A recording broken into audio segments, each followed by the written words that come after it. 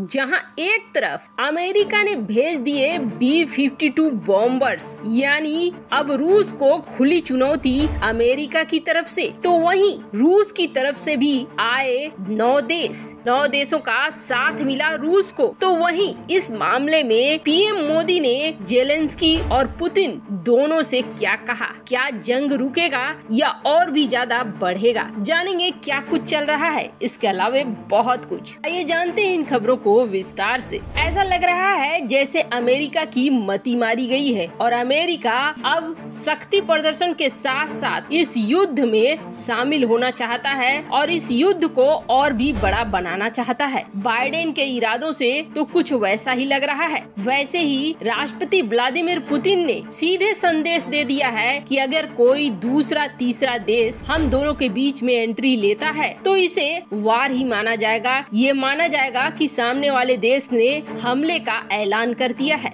अब ये जो ऐलान हुआ है, इसके साथ साथ पुतिन ने ब्रिटेन को लेकर एक बयान दिया था कि ब्रिटेन ने हथियार दिए हैं यूक्रेन को, ये चीज रूस भूलेगा नहीं। और देखिए उसका असर क्या हुआ। ब्रिटेन के रॉयल एयर फोर्स स्टेशन से अमेरिका का B-52 बॉम्बर उड़ान भरता है और ये उड़ान रोमानिया में जाकर खत्म नहीं होता है। रोमानिया से होते हुए ये युद्धाभ्यास करने के लिए पहुंच जाता है और युद्धाभ्यास के नाम पर ये आखिरी इलाके जो यूक्रेन से काफी सटे हुए हैं वहां तक पहुंच जाता है। कोल्ड वार के जमाने के अमेरिका के B-52 बॉम्बर्स तो एक बार में 70,000 पाउंड के पेलोड को लेकर 12,874 किलोमीटर तक की दूरी तक B-52 बॉम्बर की क्षमता बहुत ज्यादा है। 12,874 किलोमीटर तक की उड़ान ये आसानी से भर लेता है और एक विमान किसी भी बड़े शहर को तबाह करने की क्षमता रखता है, क्योंकि इसके जरिए परमाणु बॉम्बर्स भी गिराए जा सकते हैं। इसीलिए तो इसकी गणना होती है महाविनाशक विमानों में। अमेरिका इसका इस्तेमाल कई युद्धों में कर चुका है और जब जब इसका इस्तेमाल अमेरिका ने किया है तब तब विनाश ही फैला है। और एक बार फिर B-52 बॉम्बर्स के इस इलाके में आने का मतलब है तनाव को भड़काना।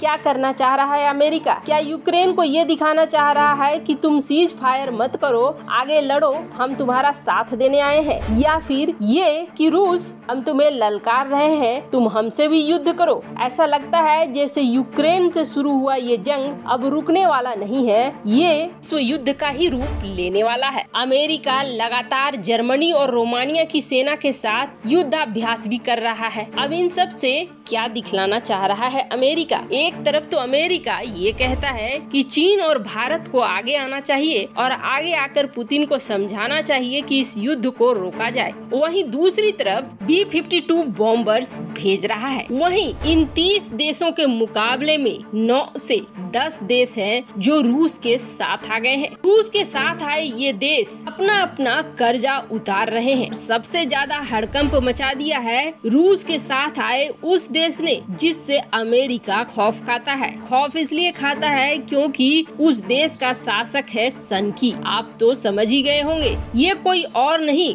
बल्कि उत्तर कोरिया है। और आपको बता दें, जब से यूक्रेन की लड़ाई शुरू हुई है रूस से, तब से अचानक से उत्तर कोरिया ने न सिर्फ बैलिस्टिक मिसाइलों का परीक्षण शुरू कर दिया है, बल्कि और अब उत्तर कोरिया ने टोही उपग्रहों का भी परीक्षण किया है। उत्तर कोरिया लगातार समुद्र में बैलिस्टिक मिसाइल का परीक्षण किए जा रहा है। दक्षिण कोरिया की तरफ से जो जानकारी दी गई वो ये कहा गया कि करीब 300 किलोमीटर दूरी तक का और 600 किलोमीटर ऊंचाई तक वाले बैलिस्टिक मिसाइल का परीक्षण किया है उत्तर कोरिया ने। ये सब कुछ जब कर रहा है लगातार, वो भी ऐसे हालात में जब उसके घर में खाने को नहीं है, तो आप समझ लीजिए कि किस तरीके से माहौल गर्मा गया है। और उसके ऊपर से उत्तर कोरिया ने अमेरिका का मजाक उड़ाते हुए ये कहा कि अमेरिका ही है जो किसी को शांति से जीने नहीं देता है। वहीं उत्तर कोरिया पूरी तरीके से रूस के समर्थन में है। अब रूस के समर्थन में आने के बाद माहौल पूरी तरीके से बदल रहा है। पहला देश तो बेलारूस था, क्योंकि बेलारूस के शासक लुकाशेंको को कई बार गद्दी गिरने से बचाया है रूस ने, और पुतिन ही है जिन्होंने लुकाशेंको को गद्दी पर बनाए रखा है। इसलिए बेलारूस का साथ आना तो तय था। बेलारूस के साथ साथ सीरिया भी साथ आया। सीरिया की अल बसर सरकार को सबसे ज्यादा मदद रूस ने ही दी है, इसलिए इसका भी साथ आना बिल्कुल तय था। सीरिया, बेलारूस और उत्तर कोरिया, इसके बाद वेनेजुएला, जिसकी मदद की पुतिन ने जब वेनेजुएला आर्थिक संकट की दौर से गुजर रहा था। इस वक्त भी वेनेजुएला के शासक पूरी तरीके से पुतिन के समर्थन में है। लेकिन ठहरिए, अभी एक और बड़ा खिलाड़ी है जिससे अमेरिका की नींद उड़ सकती है, और वो है क्यूबा। क्यूबा ने भी फुल सपोर्ट दे दिया है रूस को, और क्यूबा से बहुत ज्यादा डरता है अमेरिका। क्यों, ये हम लोग आपको बता चुके हैं। क्यूबा अमेरिका से काफी नजदीक है, और यहाँ जब रूस की मिसाइलें तैनात होंगी तो समझ लीजिए कि अमेरिका के अधिकांश हिस्से तक में ये जाएंगी। और उससे भी बड़ी बात ये है कि क्यूबा के आसपास कथित तौर पर रूसी सबमरीन हमेशा तैनात रहते हैं अमेरिका से लड़ने के लिए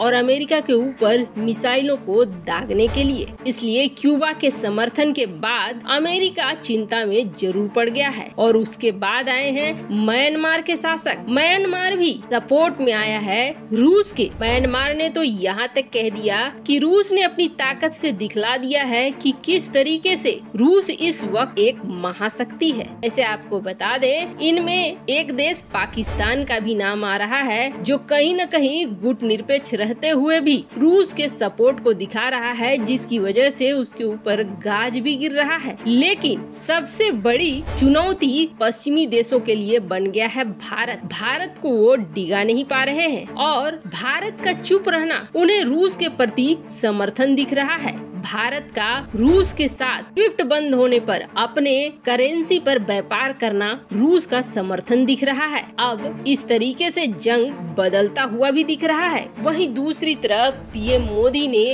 राष्ट्रपति जेलेंस्की से भी बात की, और राष्ट्रपति पुतिन से भी, जहां राष्ट्रपति जेलेंस्की से हुई बात का खुलासा हुआ और ये कहा गया कि 35 मिनट तक पीएम मोदी और यूक्रेन के राष्ट्रपति के बीच बात हुई। ज्यादातर बातें इस बात को लेकर हुई कि बातचीत के जरिए इस समस्या का समाधान करें, इसे तत्काल रोकें, और साथ ही साथ भारत ने यूक्रेन के राष्ट्रपति को धन्यवाद दिया कि उन्होंने भारतीयों को निकलने में मदद की। खैर, ये विवाद तुरंत सुलझता हुआ तो नहीं दिख रहा है, पर पुतिन से अभी बात होनी बाकी है और उसका भी रिजल्ट आना बाकी है। माहौल जिस तरीके का दिख रहा है, वो माहौल अब शांति का नहीं दिख रहा है। चाहे जो भी बोले अमेरिका, उसके कथनी और करनी में बहुत अंतर है। एक तरफ अमेरिका चाहता है कि शांति हो जाए, चीन, भारत सभी को कह रहा है, लेकिन वहीं दूसरी तरफ B-52 बॉम्बर्स भेजकर क्या आग में घी डालने का काम नहीं कर रहा है। कमेंट कर अपनी राय जरूर बताएं। जल्द मिलते हैं अगले वीडियो में नई खबर के साथ।